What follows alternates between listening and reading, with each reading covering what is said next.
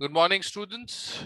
So, today the chapter we are going to discuss is the second chapter, that is Nelson Mandela Long Walk to Freedom, which was written by himself. And the point is basically it is from an excerpt from his autobiography.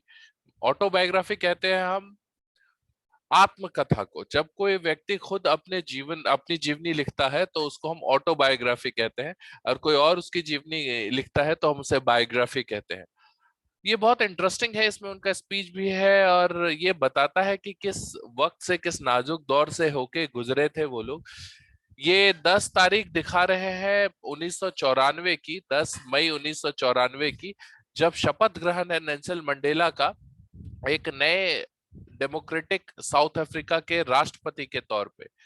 वो कहते हैं कि भाई ये बहुत ही खूबसूरत सा दिन था, ये बहुत खूबसूरत दिन था, अच्छा दिन था पूरे साउथ अफ्रीका के लिए, क्योंकि पहली बार साउथ अफ्रीका में दुनिया के इतने सारे लोग गेस्ट आए हुए थे, अलग अलग देशों से अलग अलग लीडर्स आए हुए थे, सेरेमनी हो रही थी, और जो बहुत खूबसूरत सा सैंडस्टोन का एम्पी थिएटर था वहां प्रिटोरिया में। दरअसल हालात बहुत खराब रहे थे साउथ अफ्रीका में कई सौ सालों तक, क्योंकि डोमिनेंस रहा था गोरे लोगों का काले लोगों के ऊपर, और उस दौर को, उस वक्त को हम अपार्थीड कहते हैं।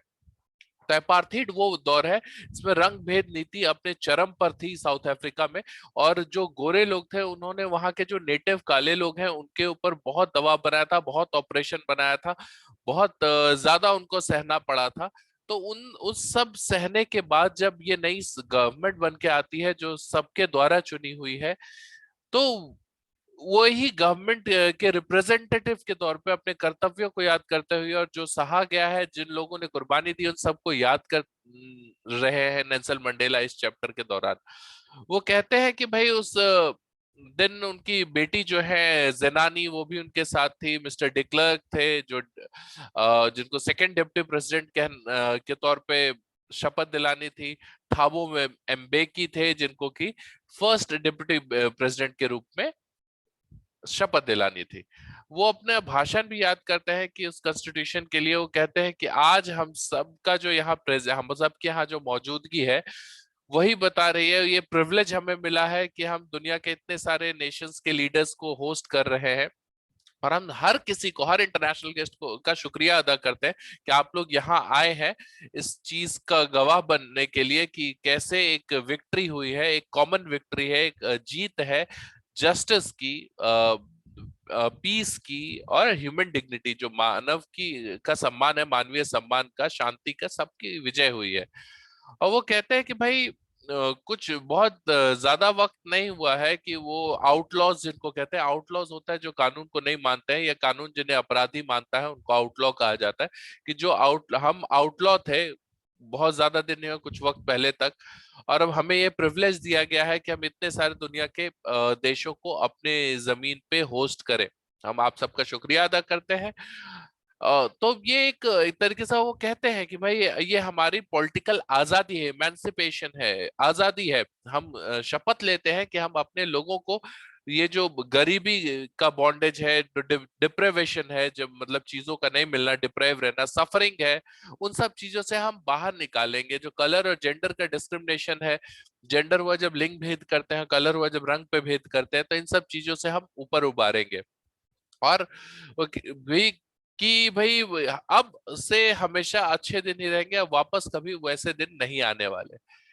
फिर कुछ वक्त बाद वो कहते हैं कि जब कुछ वक्त बाद हम देखेंगे, अपनी आंखें उठाएंगे, तो वो देखते हैं कि साउथ अफ्रीका के जो जेट्स हैं, जो इम्पाला है, जो वो सब सलामी दे रही है, साउथ अफ्रीका के का झंडा दिखा रही है, और दो नेशनल एंथम बजे। एक जो एनकोसी सिकेलेल आई अफ्रीका, ये गोरे लोगों का नेशनल एंथम था, और जो वहां के नेटिव ब्लैक लोग थे उनका नेशनल एंथम था डाई स्टेप। मतलब कि उनका कहना है कि शायद आज जो लोग हैं एक दूसरे के नेशनल एंथम के शब्दों को नहीं जानते, पर बहुत जल्द ये बाय हार्ट हो जाएंगे दोनों नेशनल एंथम सारे लोगों को।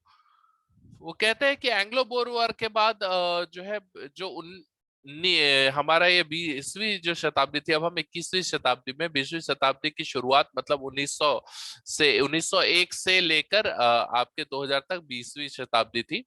तो 20वीं शताब्दी के शुरुआत में जब वो पैदा भी नहीं हुए थे, उनका कहना था कि भाई ये जो जितने भी डिफरेंसेस थे गोरे लोगों के बीच, जो सब खत्म करके उन्होंने एक ऐसा सिस्टम बनाया जो कि डार्क स्किन वाले लोगों का दमन करता था, उनके ऊपर डोमिनेशन रखता था, और बहुत ही अमानवीय व्यवहार होता था उनके साथ, जो कि शायद ऐसा अमानवीय व्यवहार, दुर्व्यवहार मानवीय हिस्ट्री में, मानवीय इतिहास में और कहीं कभी नहीं देखा गया है।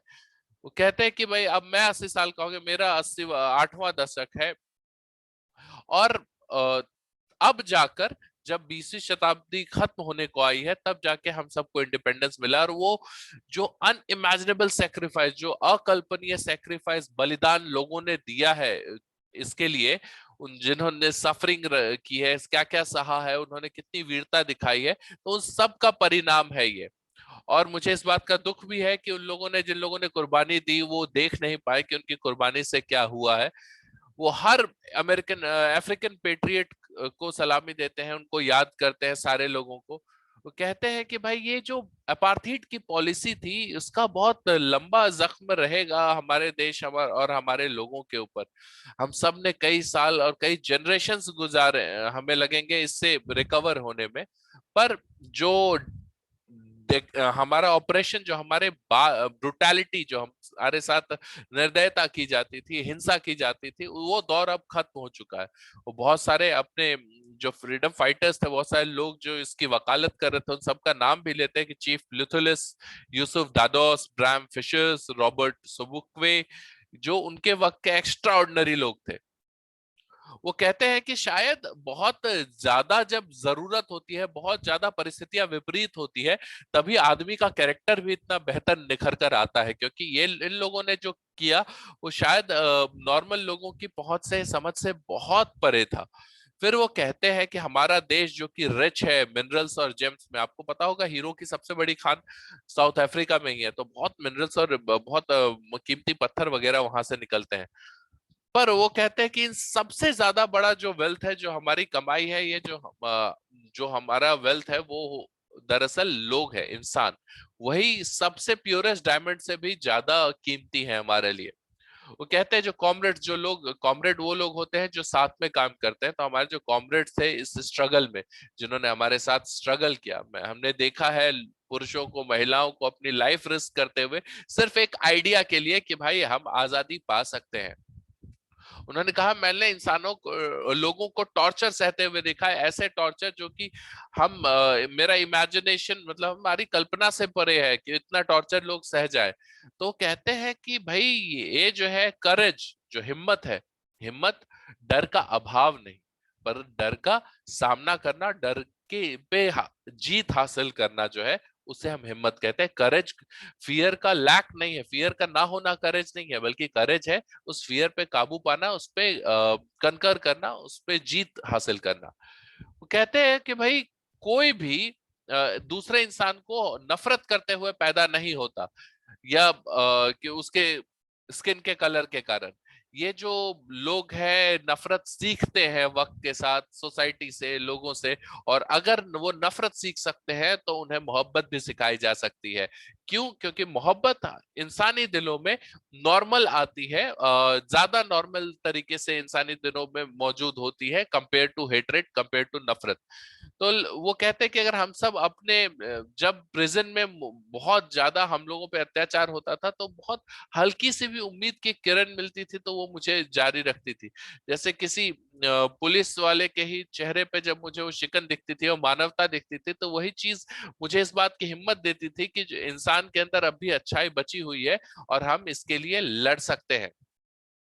वो कहते हैं कि भाई जीवन में हर इंसान के दो ऑब्लिगेशन होते हैं। एक ऑब्लिगेशन होता है उसका अपने परिवार, अपने जो माता पिता है, अपनी बीवी बच्चे, उनके प्रति, और एक ऑब्लिगेशन होता है उसका अपने लोगों के लिए, मतलब अपने समाज के लिए, अपने देश के लिए। और जो सिविल और ह्यूमन सोसाइटी है, जो सामाजिक और इंसानी समाज है हमारा, उसमें ऑब्लिगेशंस और इंक्लाइने ये ऑब्लिगेशंस को हर आदमी को पूरा करना चाहिए, ये जो बाध्यता है, ये इन चीजों का निर्वाह करना चाहिए। और वो कहते हैं कि साउथ अफ्रीका में मेरी रंग के लोगों के लिए ये इम्पॉसिबल था, क्योंकि अगर वो ऐसा करना जाएंगे तो उनको या तो जेल में डाल दिया जाएगा या अपने परिवार से अलग कर दिया जाएगा, अगर वो बराबरी के लिए कभी मांग करें। तो कहते हैं भाई कोई भी, हाँ, किसी में भी भूख जो है ना, आजाद होने की भूख के साथ कोई पैदा नहीं होता, क्योंकि पैदा तो हर कोई आजाद ही होता है। वो अपने बचपन की बताते हैं कि वो आजाद थे जब वो बचपन था, वो अपने गांव में टहलना, इधर उधर कूदना, कहीं भी जाना, भैंसों की सवारी, ये सांड की सवारी करना या फिर नदी में नहाना, सब कुछ करने के लिए आजाद थे। पर जब वो बॉयहुड में, एडोलसेंस में आते हैं, लड़कपन उनका शुरू होता है, तब उनका फ्रीडम का जो इल्यूजन होता है, जो एक अ, जो झूठी फ्रीडम की बात थी, वो उनके दिमाग से हटना शुरू होती है। और तब उनको उसकी भूख जागनी शुरू होती है, उस आजादी के लिए उनके अंदर। शुरुआत में कहते हैं स्टूडेंट के तौर पे वो बस यही चाहते थे कि भाई वो जो चाहे वो पढ़ सके, वो रात तक बाहर रह सके, जहां जाना चाहे वहां जा सके। और जब जोहानिसबर्ग में वो एक यंग मैन की तरह पहुंचते हैं, तो वो चाहते थे कि मेरा जितना पोटेंशियल है मैं उसको एक्सप्लोर कर सकूं, मैं शादी कर सकूं, अपने बाल बच्चे कर सकूं, अपना और एक जिंदगी, अपनी लॉफुल जिंदगी जी सकूं। पर धीरे धीरे उनको एहसास होता है कि वो फ्री नहीं है, और सिर्फ वही नहीं बल्कि उनके जो भाई बंधु है वो भी फ्री नहीं है। वो बहुत इंटरेस्टिंग सी बात कहते हैं कि भाई तभी मैंने अफ्रीकन नेशनल कांग्रेस ज्वाइन किया, और अगर हम में से कोई भी आदमी फ्री नहीं है तो एक भी आदमी फ्री नहीं है तो सारा समाज फ्री नहीं है, और अगर समाज फ्री नहीं है तो हम में से कोई भी फ्री नहीं है। तो वो यही कहते हैं, इसीलिए वो डिजायर जो है ना, आजादी की इच्छा, वो डिग्निटी, सम्मान की इच्छा और सेल्फ रेस्पेक्ट की, अपने आप को हम सम्मान करें, ये सारी चीजों ने उनके लाइफ को ट्रांसफॉर्म किया। और एक डरे हुए सहमे हुए यंग लड़के से वो एक बोल्ड आदमी में परिवर्तित हो गए, एक लॉ अबाइडिंग अटॉर्नी, वो एक वकील थे पेशे से, और कानून को मानने वाले वकील से वो एक क्रिमिनल बन गए। और एक अपनी फैमिली को, फैमिली लविंग, अपने फैमिली को प्यार करने वाले हस्बैंड और पुरुष से वो एक ऐसे आदमी बन गए जिनको साधु के तरह रहना पड़ रहा है, अपने परिवार से दूर रहना पड़ रहा है। तो वो उनका कहना था कि भाई ये जो लिमिटेड फ्रीडम है ना, वो जब भी अलाउ होती है तो मुझे पता था कि मेरे लोग आजाद नहीं है। ये लिमिटेड फ्रीडम है, फ्रीडम पूरी तरीके से होनी चाहिए, लिमिटेड फ्रीडम फ्रीडम नहीं है उनकी नजर में।